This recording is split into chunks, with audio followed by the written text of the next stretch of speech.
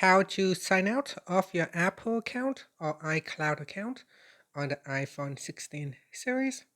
First, let's return back to the home screen by swiping up at the bottom of the screen.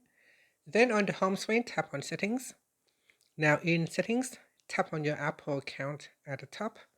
Next, we scroll down to the bottom and then tap on the Sign Out button. Next, you need to enter in your Apple account password. Once you have put in the password, tap on the Turn Off button at the top here. This will allow you to now sign out of your account. Now before you go ahead and sign out of the account, it says, do you want to keep a copy of your data on this iPhone? So if you do, you can tap on the toggle button to turn it on. Otherwise, we can turn off. Here it said payment cards, keys, and orders will be removed from wallet. Photos and videos that have been optimized to save space will be removed from this iPhone.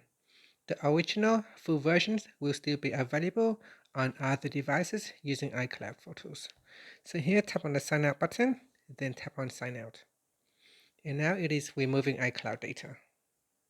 And that's it. Finally, you can swipe up to go back to the home screen.